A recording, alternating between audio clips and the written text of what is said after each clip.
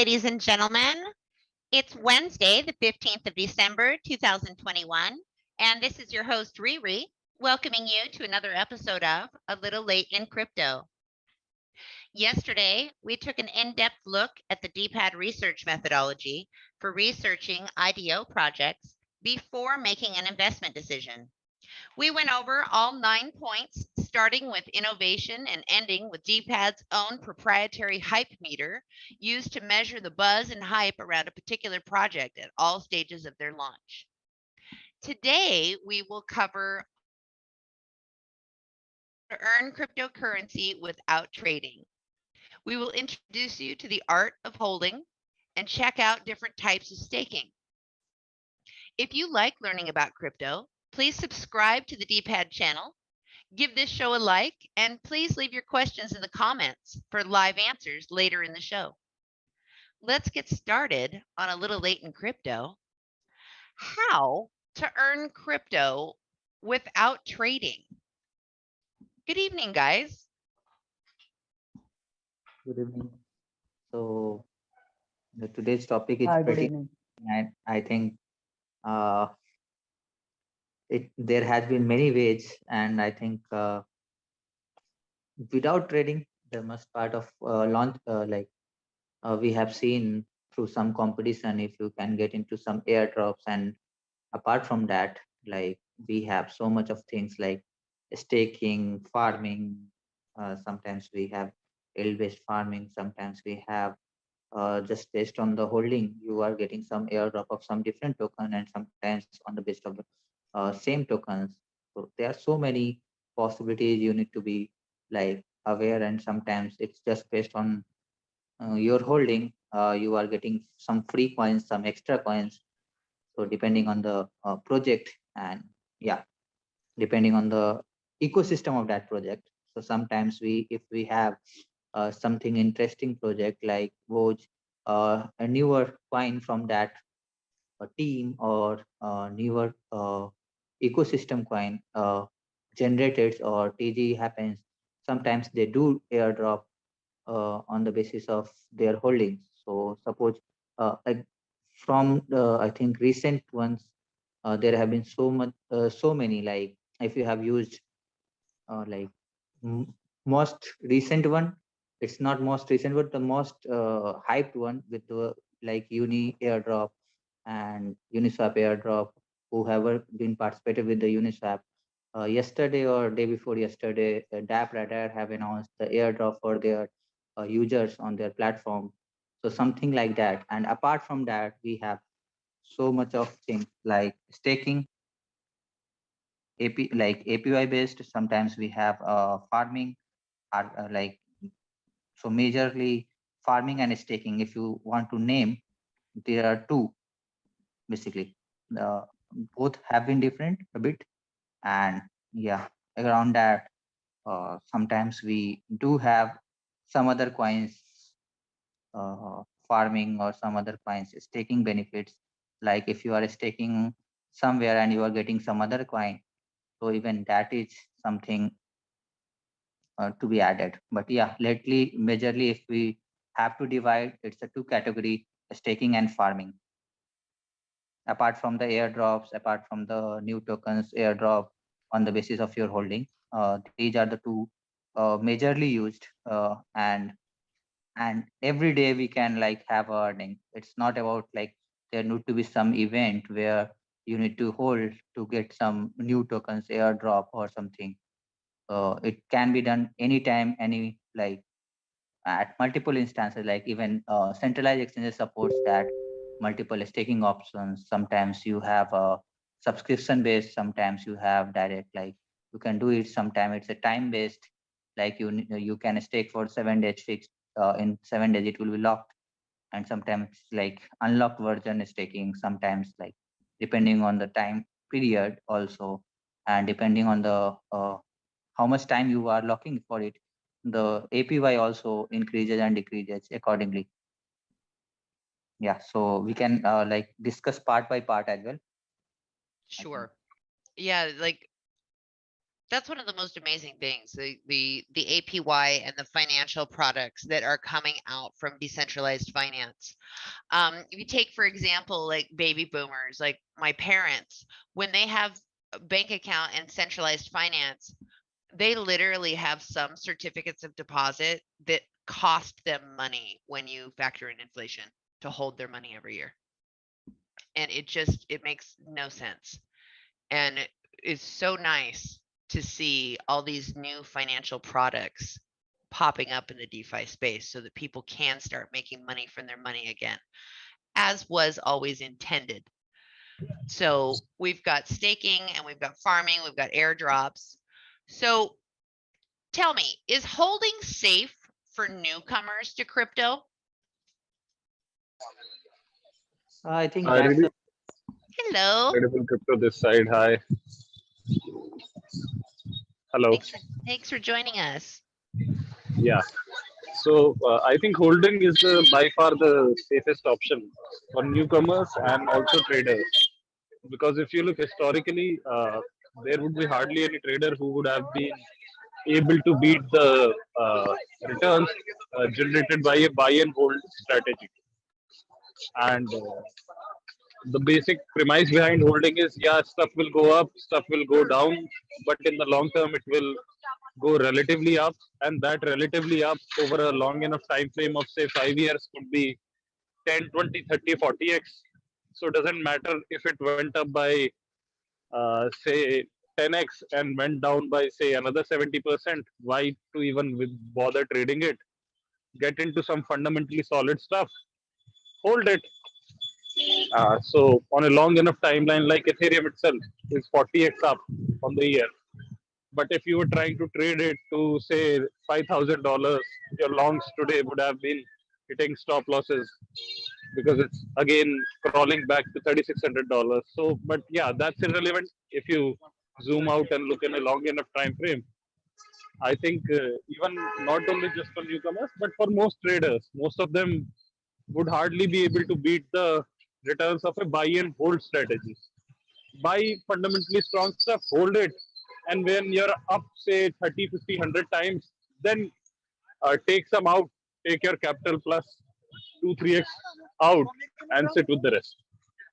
I read yesterday on LinkedIn, somebody's status was joking that cryptocurrency 1 year is like 10 years in any other market. And then I remember back to when I was working on my degree, get my broker's license, and they were talking to us about the real estate market and how in the last 100 years there was no 10-year period that did not see gains over the 10-year period. There could be years where there was 5 years in a row of losses, but there was never a period that lasted longer than 10 years of losses. And then when I look at Bitcoin and I see the 1 year rule and I look at that, I think it might hold true. 1 year to 10 years. What do you guys think?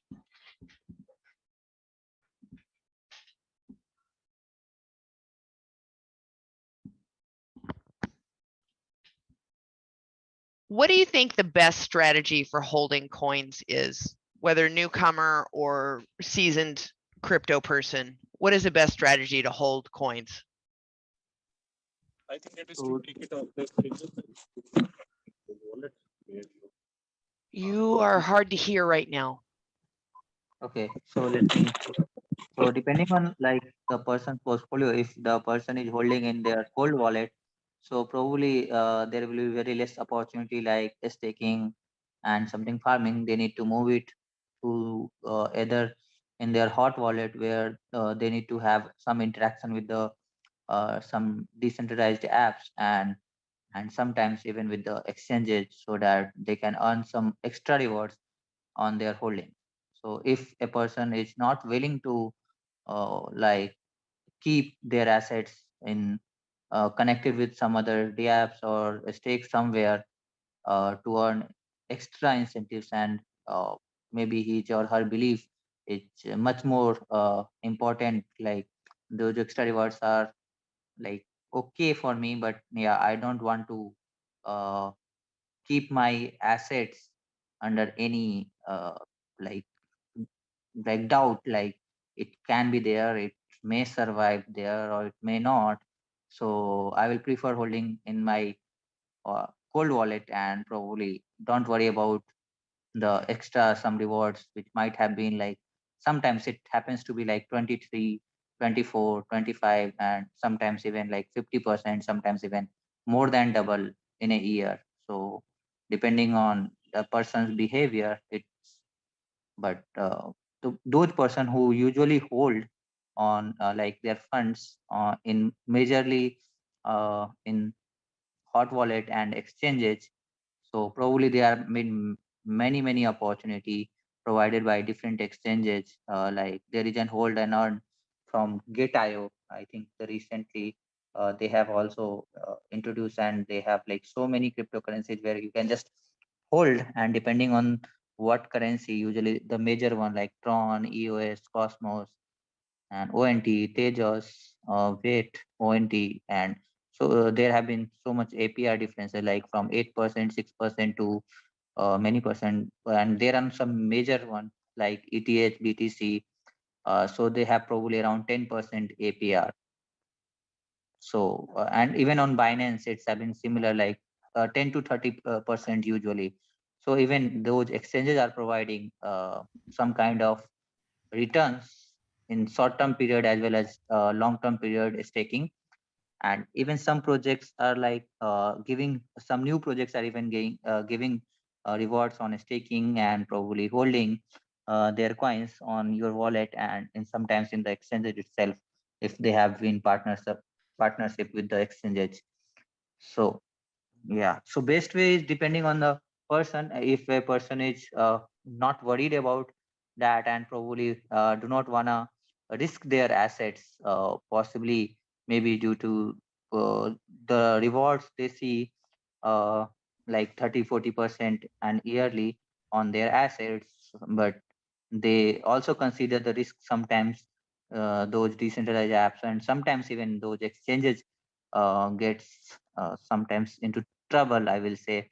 So they do not want to worry about the uh, price fluctuation as well as the small gains over their assets, but they are really worried about like the security part. They will never ever, or they will hardly move their assets to cold wallet or exchange wallets. Sorry, I mean to hot wallets and the exchanges wallets for some extra APY, but they will prefer to hold in their assets. And if there is an airdrop based on their holdings, they will also get into their like cold wallet.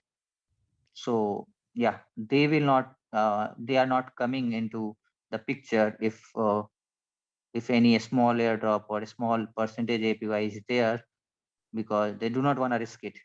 And for the normal ones, like who have less funds and who usually hold their assets into the hot wallet, kind of like personalized hot wallets, I mean to say, and exchanges wallets, so they will prefer like gaining some extra coins over their holdings.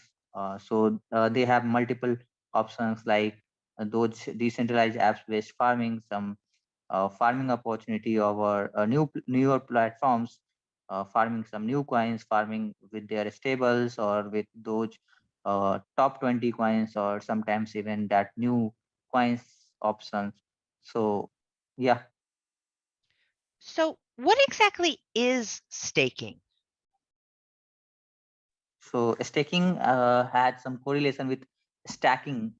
If you have know about like the word popularly used in like software industry in general, and basically computer science education in general, if you say Oh, that like there a is some full pile up. stack developer? Mm, full stack is a bit different, but I mean Huh. to say like if you have a stake, it has to be related with STACK, and in general in crypto we see STAKE. So it has some correlation. What exactly is a stack? If you have like some pile ups of say papers on papers on papers on papers, so it's like you have a huge pile of now all those papers. So it's exactly like if you are trying to kind of keep all your materials into one place, so it will become a piled up rather than it's distributed over like multiple places. So now staking is like all those assets are now at one place and it's looking so much piled up. So it has nothing with that. But in general, if you in crypto, what is staking? It's simply if you are locking or if you are like moving your assets to a common place or a common maybe it might be some wallet with the exchanges. Sometimes it wallet with the project. Sometimes it's a smart contract completely locked with third party. And on the on basis of your part of stake, you are getting some benefits depending on the uh, like program in which you are taking part. So is that clear, or I need Huh. to? I had not heard the analogy for stacks before. That it's like piles of money stacking all up together. Come here, put it in the pool. Stack it up, put it in the pool. That's a very nice visual and very good description. So now we understand what staking is. What about farming? What exactly is farming? So farming is like it has to be related with the farming of say a new crop or farming of even older ones. And what exactly we do, we actually sow the seeds of that particular crop or sow the plants of I mean small plants of that uh, crop you want to exactly you will need to put into the land and properly uh, water like irrigate it, and then some do some hard labor around that, like removing weeds and sometimes doing proper I think prevent them from infections like pesticides, use pesticides, use some organic methods to remove all those, I mean, diseases type of those crops. So properly after removing them, like after so much of time and properly, you are getting some benefits like flowers and fruits and whatever we eat in general.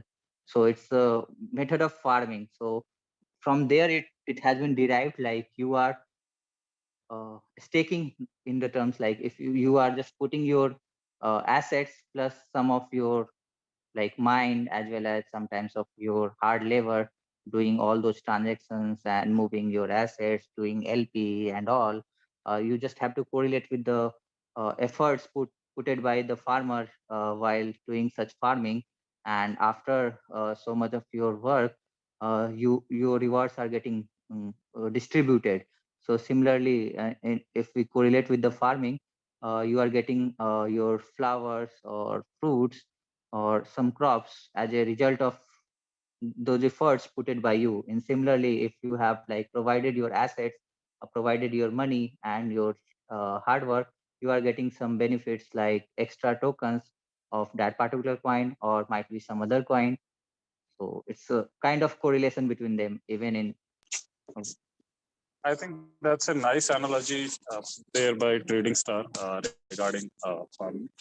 I think really the term farming caught up our attention last year during the DeFi Mania 1.0, which was uh, during the uh, last spring, basically, where these food tokens caught up our attention. Remember sushi, pasta, uh, yam, and whatnot. So all these food tokens, they were the mania, they were the bomb in DeFi season 1.0. This was before the Bitcoin breakout when Bitcoin was going sideways and the DeFi party started 2020 July to September. So I think that's when the term farming caught our attention. That's when the term farming was introduced with all these food tokens. I remember all sorts of food tokens. I think there was a token for every dish. There was even kimchi. So all these food tokens, they went crazy. They went parabolic. People were basically staking their ETH This was when ETH was trying to break above $400. So people were staking their ETH and people were earning food tokens, and these food tokens were going parabolic. That's when the term farming was introduced to the market. That's when the first time we saw the term farming, all these yummy food tokens. Well, and farming has been used in the video game industry for a long time, referring to people that go out and basically work the platforms for rewards.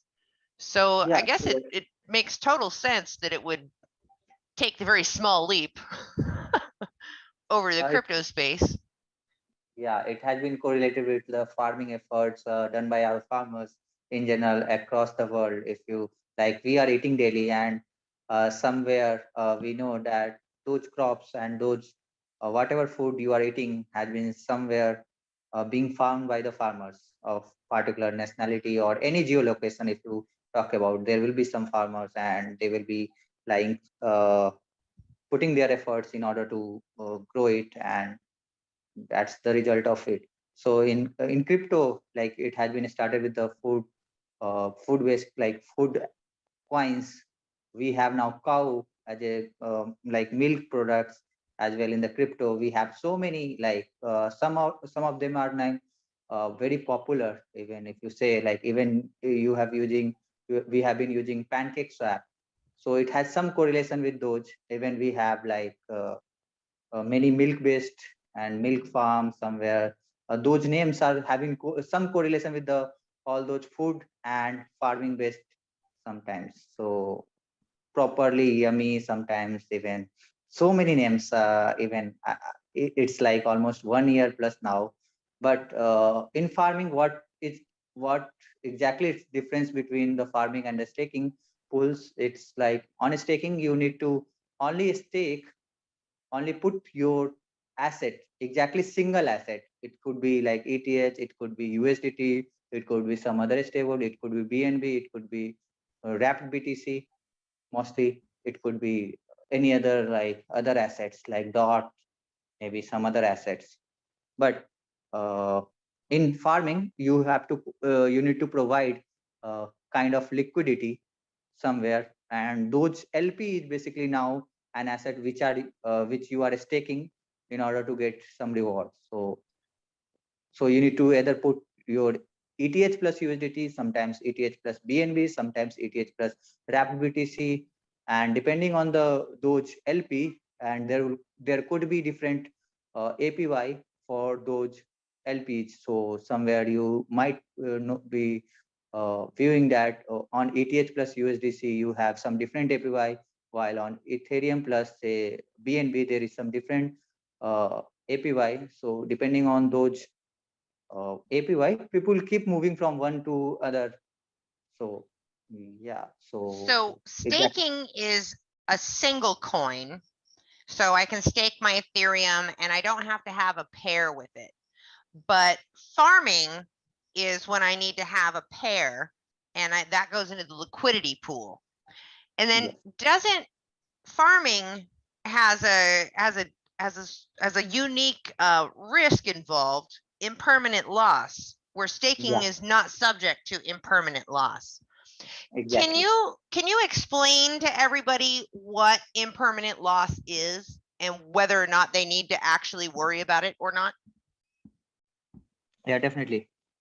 So there could be multiple cases, like, and there could be multiple perspectives. Usually, farming rewards have been much more than the staking rewards. That's being incentivized to provide liquidity in kind of AMM, so that the liquidity remains kind of more stable, and you have pretty good liquidity so that the price impact when we trade gets minimized. So that's the reason behind incentivizing providing liquidity on any platform or any apps we use, or any coins. They want to like have a good liquidity, else who will provide the liquidity if they reward them equally? So even like at the reward point of view, they prefer farming and like rewarding more to the farmer pools rather than the staking pools. In terms of just reward from the project team itself. They usually incentivize like sometimes even 10% to the staking pool and 90% rewards to the farming pool. Sometimes they do 25% to 75%, but I guess less than 10% will be like putting equally like 50% to the staking rewards and 50% to the farming pools.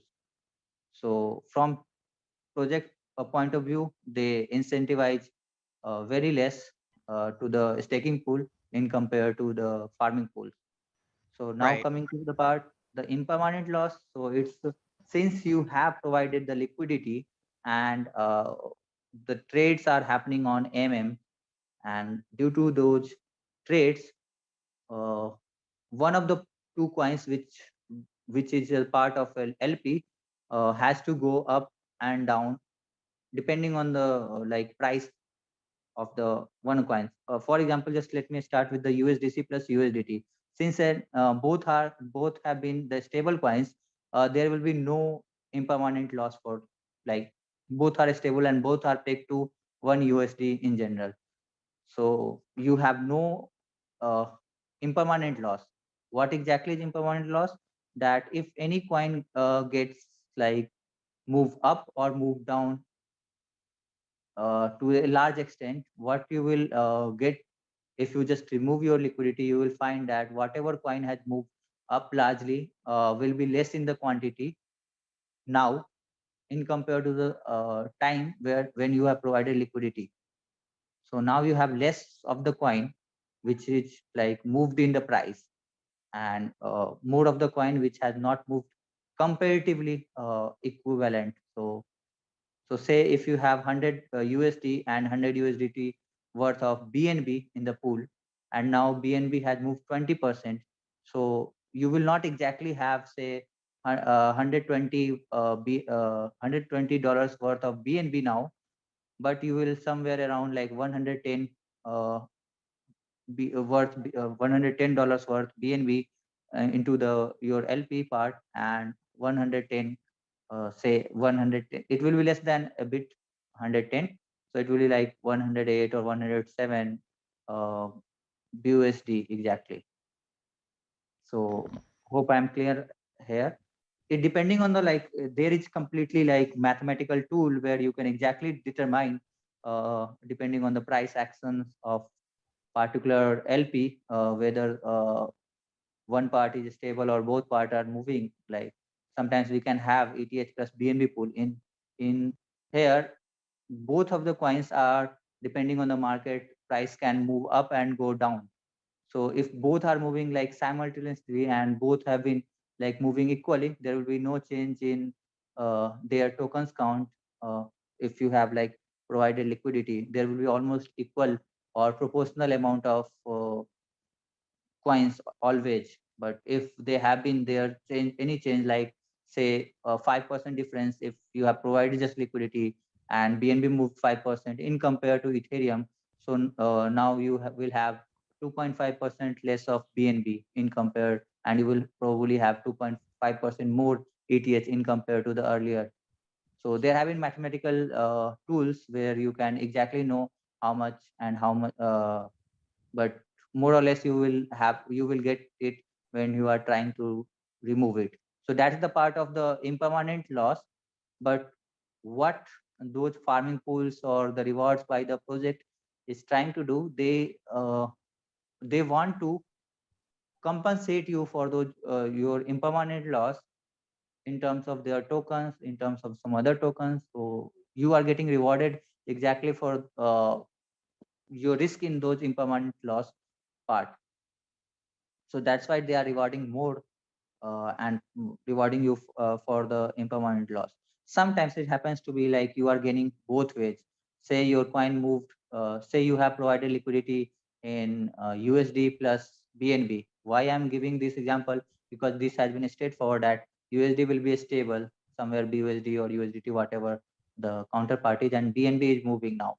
So say you have provided $100 of USD plus $100 of BNB. First BNB moved to say 100, say BNB price is like $100 and now it moved to $150.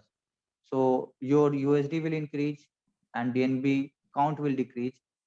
Say from 1 BNB, it will definitely drop to say 0.75 or 0.8.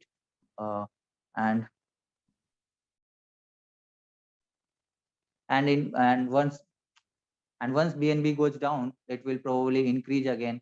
So depending on the price action, depending on the price it imprints, it will go up and go down. So it could happen like after some time of point, BNB goes back to $100 again. Now you will have more BNB as well and more USD as well. So depending on how fast and how quickly the market moves, and if it has been slow and probably some more trades happen, you will have both quantity will increase. So there could be benefits in terms of both coins. It could happen in impermanent loss. Oh, so that's the flip side, is that it's possible for both to increase in value. So Both to increase in value as well as in terms of count as well. So and your suppose holdings could possibly increase. yeah, but what people and what traders will say that, oh, they only lost in, because whenever they feel like they gained, so they don't worry about that. But whenever they lose, they will say, oh, I lost so much in LP and so much in interbank loss. Right. But they don't tell you about how much they gained, because there's not Yeah. even a term for that. I've heard impermanent loss, impermanent loss, impermanent loss. And I wondered if the opposite must be true, because that happened to me when I experimented with liquidity providing. I shouldn't have been there. It was way beyond my scope of experience.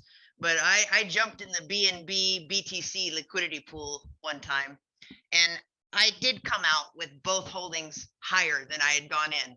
And I was so excited, and I thought I'd stolen from somebody. I called my mathematician friend, and he had to explain it to me. But he did not know the term for it either, and I don't know if there is one. What is the opposite of impermanent loss? Permanent gains? No. So with farming, there's bigger risk, but bigger reward. Probably not a good idea for beginners, it doesn't sound like. Now, what about harvesting? What's harvesting? Really, I will try to answer it after 3 minutes. Basically, there is an IDO in which I need to participate. Just we are pausing the show for a live IDO, ladies and gentlemen. Oh, that's fantastic. No. I will come back sooner. Till that time, I think we'll be waiting. We will be here. Don't worry. Somebody else can pick it up. Yeah, definitely I can cover for him, because he is on a mission. Yeah. You just have to believe that doing a show live and also participating in IDOs, and we want a full report after this. Like, is it a gainer? Is it a loser? What happened? he's definitely onto something, because just believing that he's participating in IDO and he's already done on the research side itself. So let's see how much heavy he is going to get this time if the price tanking in near future. We should discuss that. Yeah, right. So I think you were asking about the what were you asking about the harvesting part? Harvesting, yes. So as you, yeah, I think everybody pretty much know about the harvesting part. Whenever we stake our cryptos on a platform, or it may be a decentralized or a centralized one, or whenever we farm our cryptos, whatever the rewards we are getting is known as harvesting.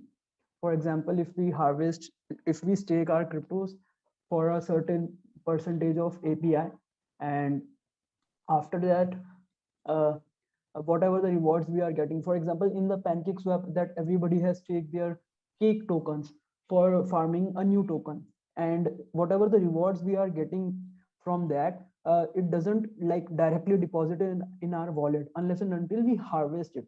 So when we click on that burger menu button on that particular tab which shows harvest, when we approve a transaction, then it got into our wallet. So this basically claiming your rewards whenever we stake our tokens for some benefit or some fruitful purpose. Okay. So we've got staking, which is simple, one token. We've got farming, which is our dual tokens. And then we've got harvesting, which is the act of collecting our interest or collecting our rewards. Exactly. What is the difference between APR and APY?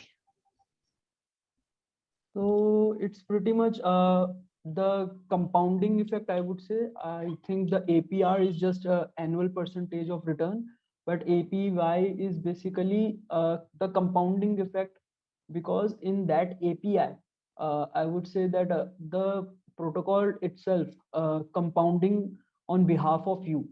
Although there are certain terms and conditions for that, that they would be charging a much larger fee for that, but everybody knows the compounding is known as the eighth wonder of the world, and compounding is the best thing that one could do with their money as well as knowledge. So apart from this, that I would just like to mention that I think it's pretty much about the compounding effect, the APY, or we could say that it has a higher percentage of benefit because of the compounding product. Benjamin Franklin said it probably best. Money makes money. And then the money that makes money makes more money. Yeah, that's Yeah. everybody. Yeah. The Everybody guy has on that. the guy on the $100 bill, there's a reason for that. Exactly, exactly. All right. Pros and So, do, cons. so Oh, does anyone know here, like, what is the, we have been knowing like seven wonders of the world. So, what is the eighth wonder? I mean, So we wonder. just discussed that. We just discussed that it's the compounding, I would say. Or you want to mention something different? Happy to go. when your money makes money and then that money makes even more money. Yeah, so that's exactly the compounding. And that has been like, if you just say, I have been doing some maths, so probably if you have been like making 1% on your assets, say, in the compound way, you in 6 months you will have how many amounts? Like, can anyone guess? Say 1% in 180 days, it will be like 180% increment. So it will be like 2.8x. And what if we just do it in compound way? Say you have $1,000 and you just earn 1% over a day, so you will have exactly $1,010. If you just do compound of that particular $1,010 next day, that's why if you keep continuing it for the 6 months, can anyone guess what would be We the we, lo- we amount? lost you. We lost you. You have to repeat again. Please, please, please. So exactly, if I wanted to tell, like, say if you have $1,000 and during 6 months period, if you just do an average of say gain of 1% each day, so you will exactly have 180% increment in your like portfolio or whatever. So it will be like, you started with $1,000, you will end up with $2,800, right? Right. Okay, okay. But if you do it in compounding way, say you started with $1,000, but you earned 1% our first day, again 1% earned over the first day, plus the whatever you earned.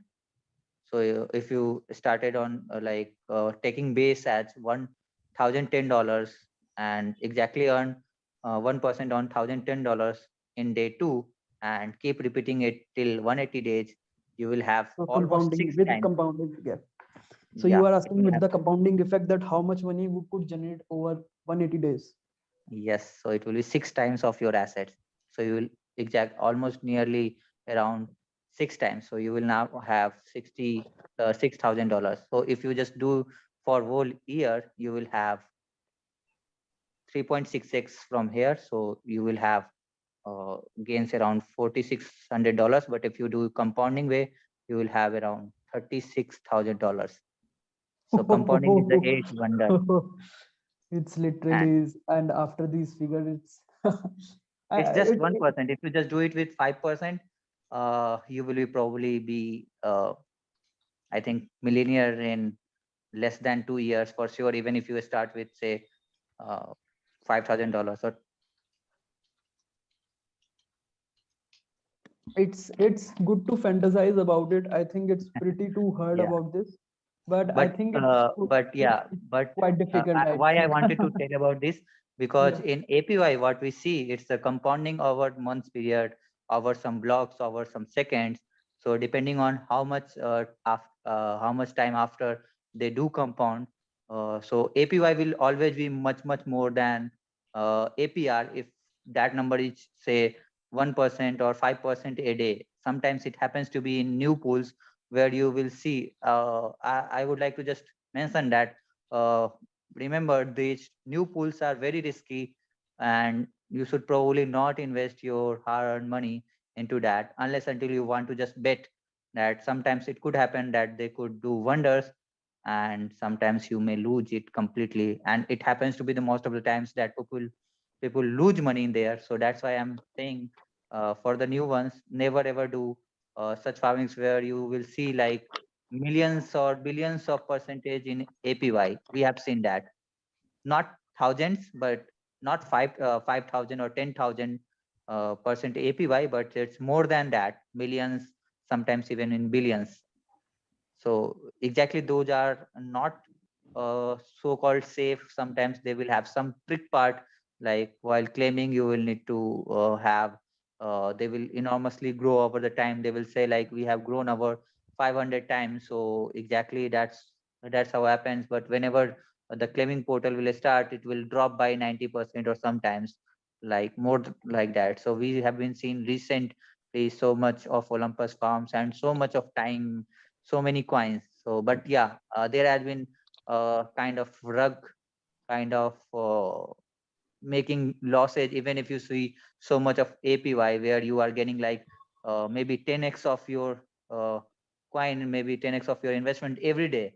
Just these are for the namesake, but it will be locked for some more time, and you will probably lose many your investment, or might be gaining some access whenever the staking periods or whenever the unlocking happens. So be aware of those staking pools, and never ever go like, oh, this reward is like 10,000% APY or one, or say 1,000,000% APY, but it will not be the true case. So mostly 1,000% APY is good enough to earn good money. So if you are earning 3% a day, imagine how much money you can make if you are just, you have a stable earning of 3% a day. That, if you just correlate with that example, you will exactly make, even with the Yeah. 1%, you are making 36 times of your investment in 1 year. So imagine with the three times, so 3% in a day, so it will be 36 times into 36 times into 36 times. Well, Just so roughly I'm saying. one of our audience members asks, I think the best strategy for holding is by staking or farming. What do you guys think? Well, that's a pretty strong case that you just gave there. And I got another question. How can I make money fast with crypto? Well, you just described a pretty good way to make money in a year. So What would you fastly, tell somebody that asks that? How do you make money fast in crypto? Well, what do you say? invest your time, invest your time. I would say that invest your most important thing that you have is time, because if you having $1 billion, you would have already know so many ways to generate your money. So the best thing that you are asking this question, I would say invest your time and your knowledge to grab those and to learn those things, I would say, in the crypto space. What an That's the best excellent thing you answer. can. so exactly, if you want to earn, and nobody is about like whether I want to put my time, and definitely time is the best thing and probably the best answer where at this place. But sometimes it happens to be that a person is a greedy one and probably like to take a risky bet where they don't worry about the money, but what if that money could grow enormously, what if their bet or whatever, they become somehow lucky. So for that, you best is like those new uh, staking, I mean farming pools. So those new platforms, that might be risky one, but if you just wanna try with $100 or $1,000, depending on your portfolio. So that is the best case. You can earn like say sometimes 40-50% in a day. That could that will continue for an year? No, no way it can happen. But definitely for few days, definitely for a week, it can happen, and it had such cases had been seen in the past. So it could have been survived for like say 7 to 15 days, but not more than that. If that is invitation, if that project is sustaining so much of APY over 15 days, probably you need to definitely worry about like this could not survive so longer. So you should probably try to exit or probably take your investment out of that. So I would suggest either he's a like a newbie or an old one. Investing is all these new platforms or decentralized one are most of us like felt like gambling. I would say, in my personal opinion, I have tried a couple of ones.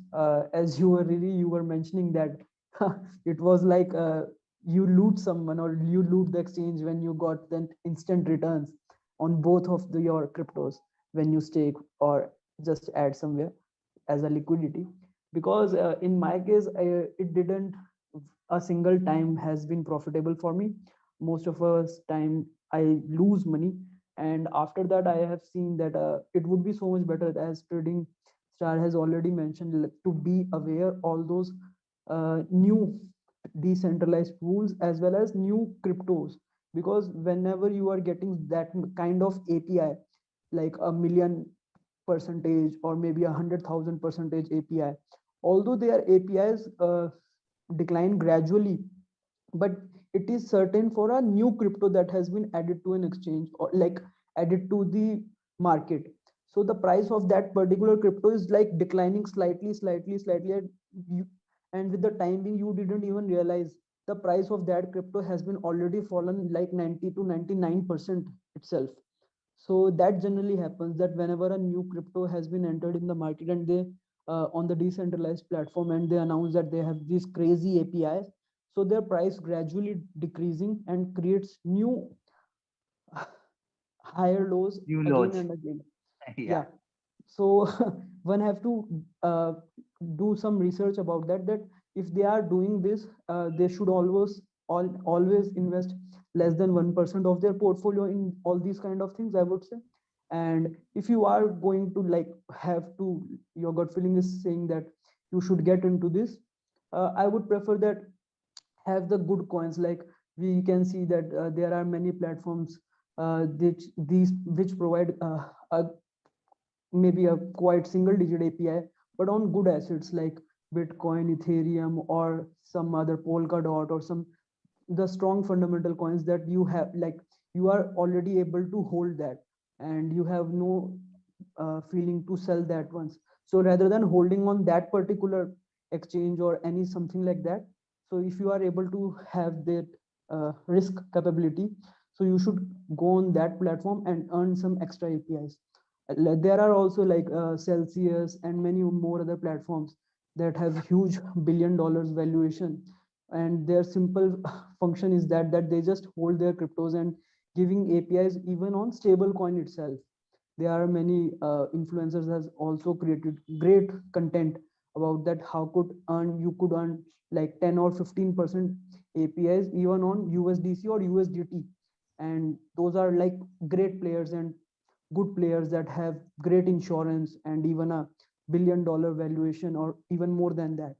So Yeah, even everybody has Binance and many exchanges, centralized exchanges are providing APY based on your USDT, and based on those coins there we have exactly. already selected. So that, for example, that question has been asked by our viewer, that how could generate fastest money in an year.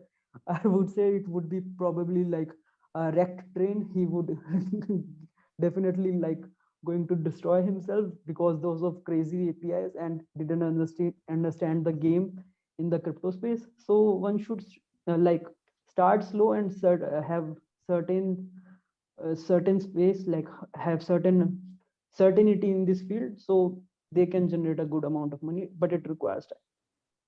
I think sustaining sustaining the gains from those quick gains factory, I will say those farming pools, you might get lucky and you might get good returns from some pools, but you will probably, if you make it an habit, you will probably lose uh, maybe at third or fourth or fifth platform.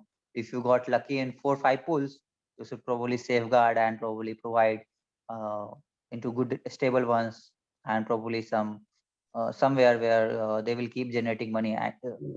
I think currently, if it has been mostly, I think the IDO itself has been the trend, that where you could multiply it faster rather than any other coin in crypto, Yeah, if you say. no So idea IDO on is the that. best way I would like to suggest, Mhm. where you can know that even in the private sale, I will say that private sale is not a good way.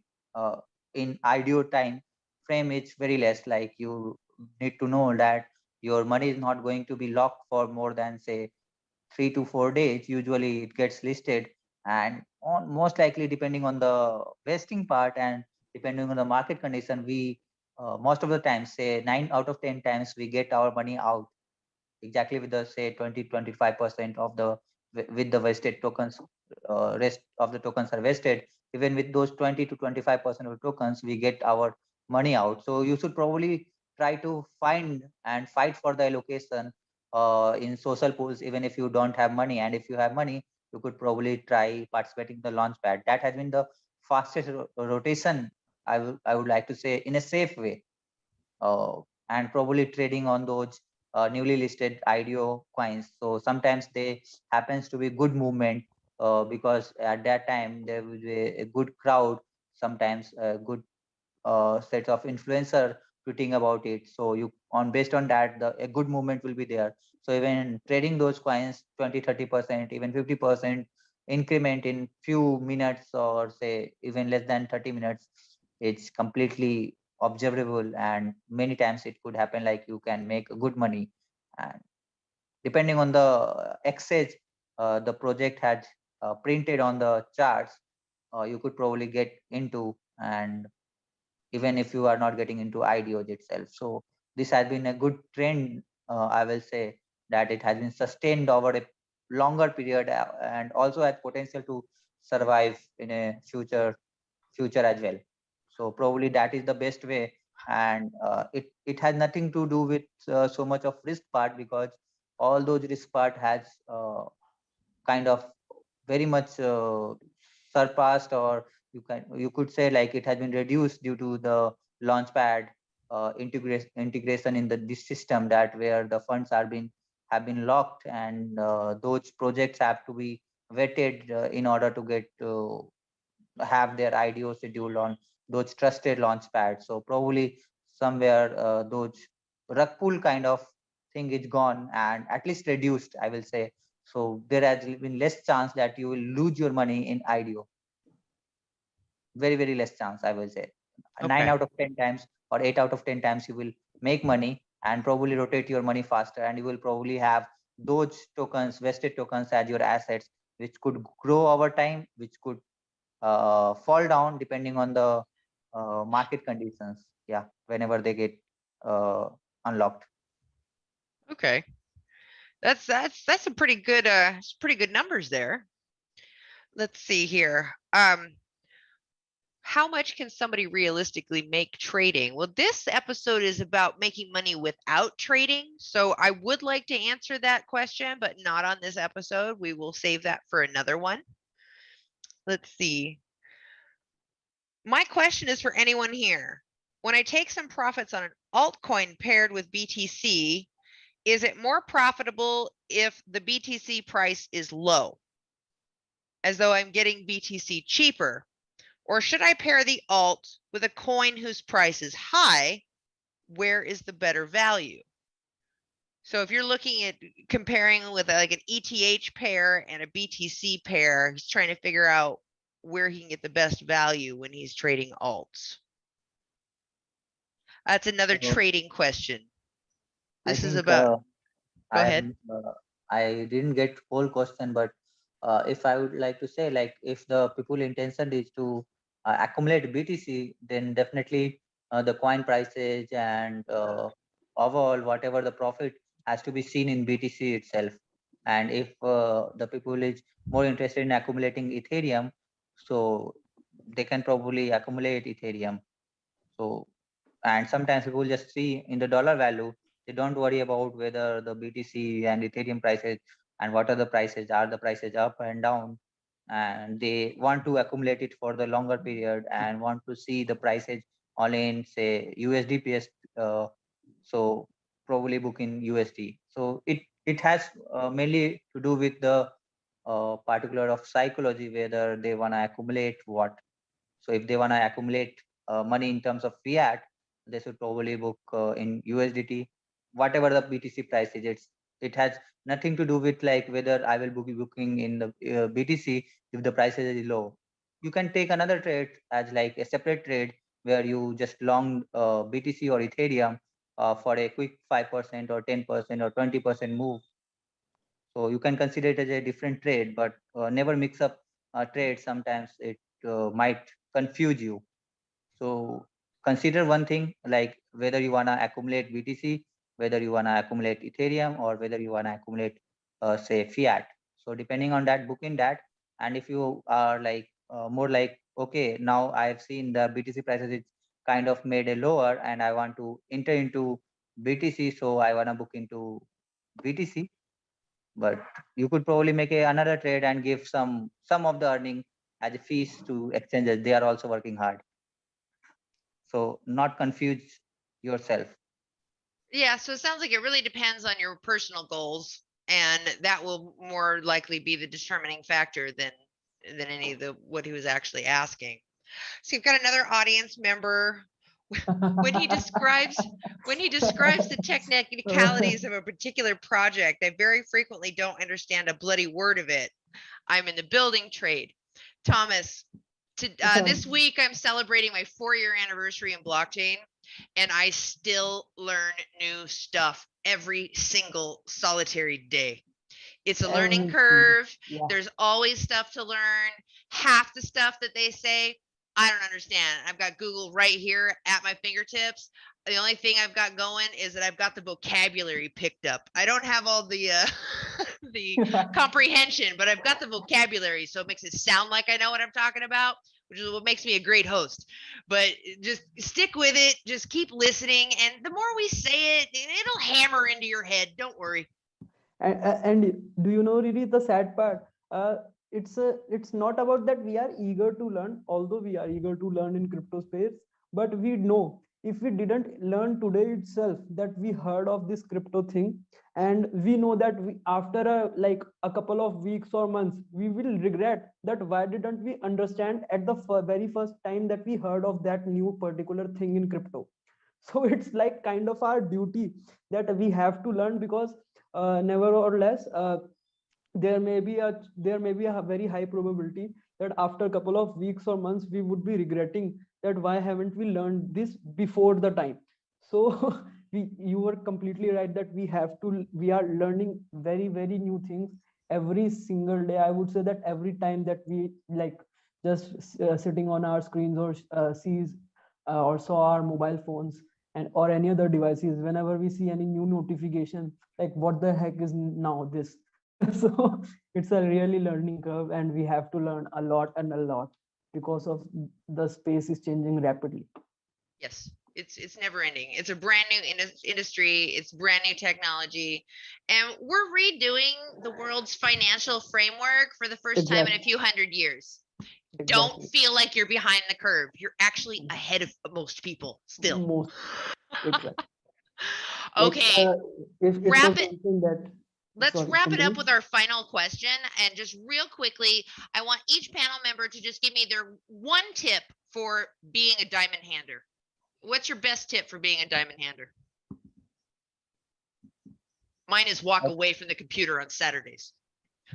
I think, yeah, you if you have good amount of money in your bank account, and probably you have good set of house or living infrastructure or anything, you are good to be a diamond hand. And probably you need to just spend a few more time and few times, like few hours of research and you are good to be a part of Diamond Hand Club.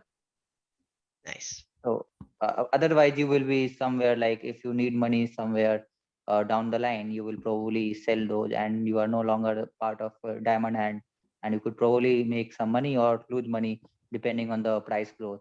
But yeah, if you are like if you are financially free or at least good enough with the finances for the few more years, you are probably good to be a part of Diamond Hand Club.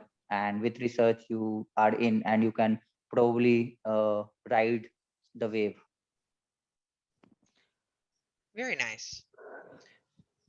Anybody else So want to go ahead?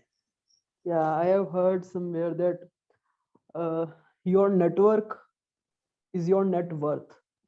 So Oh, if you are having a good network, and basically there's the trading star has already mentioned, having more, if you are entering in crypto space and you are just feeling, you are having the only feeling that you are gonna be just a trader or investor and you can make a fortune out of this crypto industry, I would say it's not possible.